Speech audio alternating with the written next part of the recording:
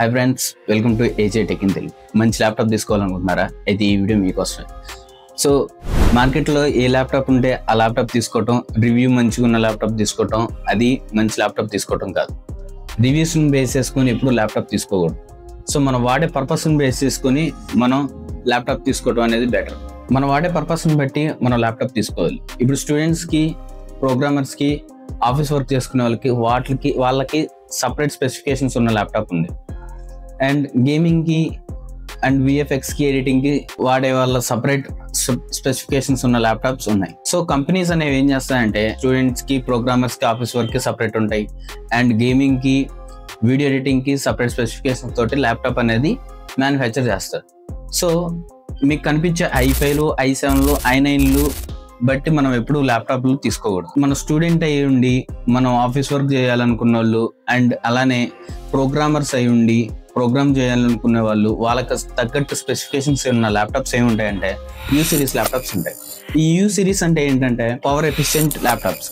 ఏం చేస్తాయంటే life span అనేది ఇంక్రీజ్ అయి ఉంటాయి. వీటికి మిగతా ల్యాప్టాప్స్ తో పోలిస్తే వీటి లైఫ్ స్పాన్ అనేది చాలా ఇంక్రీజ్ లో ఉంటాయి. ఈ యూ సిరీస్ ల్యాప్టాప్స్ అనేవి చాలా ఫాస్ట్ గా ఉంటాయి. అండ్ ప్రోగ్రామింగ్స్ కి, ఇంకా మన వాడే స్టూడెంట్స్ కి సంబంధించిన విషయాల్లోని, ఇంకా ఆఫీస్ వర్క్ చేసే వాళ్ళు ఎక్సెల్స్ కానీ, మైక్రోసాఫ్ట్, అవన్నీ యూ సిరీస్ ల్యాప్టాప్స్ లో బాగానే ఫాస్ట్ గా రన్ అవుతాయి. సో యూ సిరీస్ ల్యాప్టాప్ లో బెస్ట్ ప్రాసెసర్ ఏం తీసుకోవాలి అనుకుంటే మీరు i5, i7, i9, అలానే రైజన్లకు వచ్చేసరికల్లా Ryzen 5, Ryzen 7 ఇలా ఉన్న ప్రాసెసర్ తీసుకోవడం అనేది చాలా వరకు బెటర్. అండ్ ఈ యూ సిరీస్ ల్యాప్టాప్స్ అనేవి ఎక్కువ బ్యాటరీ ఎఫిషియెంట్ గా ఉంటాయి. అంటే బ్యాటరీ లైఫ్ అనేది చాలా సేపు వస్తాయి, 6 to 7 hours వరకు కూడా వస్తాయి. ఈ యూ సిరీస్ ల్యాప్టాప్స్ తీసుకునే ముందు మీరు ఇంటెల్ లోని ఈవో ప్లాట్ఫామ్ అనేది కూడా చూడండి. ఈవో ప్లాట్ఫామ్ అంటే సపరేట్ సర్టిఫైడ్ ల్యాప్టాప్స్ అంటారు. ఈవో ప్లాట్ఫామ్ ఉన్న ల్యాప్టాప్స్ కి 9 hours ఛార్జ్ అనేది ఖచ్చితంగా ఉండాలి. ఇవి ఫాస్ట్ ఛార్జింగ్ సపోర్ట్ చేయాలి. అండ్ ఇవి స్క్రీన్ అనేది ఇవి ఇంత రిఫ్లెక్షన్ వరకు ఇవ్వాలి, అండ్ ఇవి ఇంత లైట్ ని ఎమిట్ చేయాలి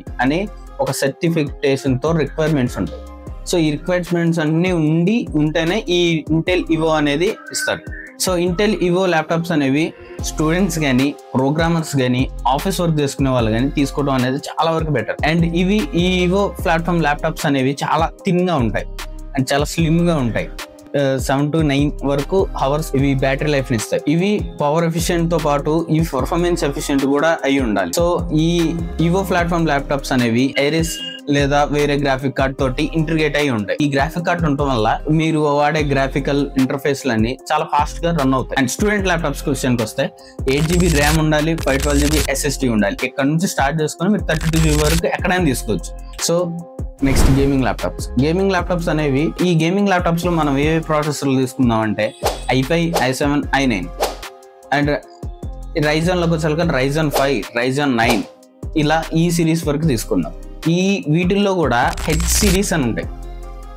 అలా Ryzen H series, HS, HX అని ఉంటాయి. ఆ ప్రాసెసర్ మోడల్ నెంబర్ మీద కనపడిందంటే ఇవి హై పర్ఫార్మెన్స్ ల్యాప్టాప్స్ అని అర్థం. సో ఈ హై పర్ఫార్మెన్స్ ల్యాప్టాప్స్ ఏం చేస్తాయంటే మన గేమింగ్ ఆడేటప్పుడు ఇవి పర్ఫార్మెన్స్ ని బూస్ట్ చేస్తాయి.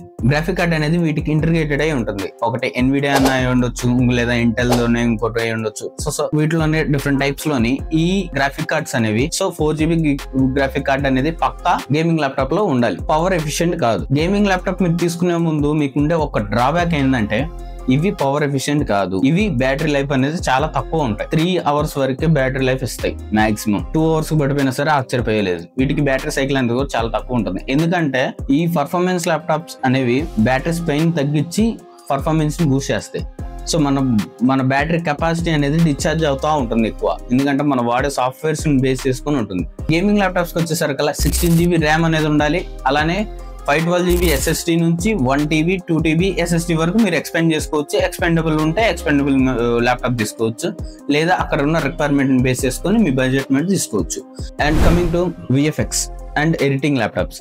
ఈ ఎడిటింగ్ ల్యాప్టాప్స్ అనేది కూడా చాలా వరకు ఈ గేమింగ్ ల్యాప్టాప్ లాగానే ఉంటాయి. బట్ ఈ గేమింగ్ ల్యాప్టాప్ లో ఉండే వాటి కంటే i9, i7 ఇలా ఇంటెల్కి పోతే, అలా Ryzen కి పోతే Ryzen 5, Ryzen 7, Ryzen 9 ఈ సిరీస్ లో తీసుకోవాలి. ఇవి ఖచ్చితంగా 4GB గ్రాఫిక్ కార్డ్ తో పాటు ఇవి 16GB నుంచి 32GB ర్యామ్ వరకు ఉండాలి. 1TB SSD నుంచి 2TB SSD అలా తీసుకుంటే మనకి VFX వర్క్స్ అనేవి చాలా స్మూత్ లో వస్తాయి.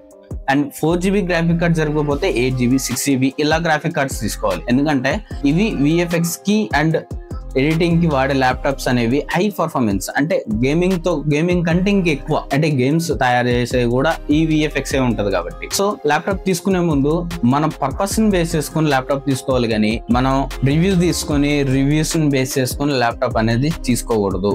ఇవాళ వీడియో మీకు నచ్చినట్టయితే వీడియోని లైక్ చేయండి, షేర్ చేయండి అండ్ ఛానల్ సబ్స్క్రైబ్ చేయండి. కొత్తగా ల్యాప్టాప్ తీసుకోవాలనుకున్న వాళ్ళకి ఈ వీడియో షేర్ చేయండి. ఈ వీడియో చాలా ఇన్ఫర్మేటివ్ గా అనిపిస్తుంది. And thank you.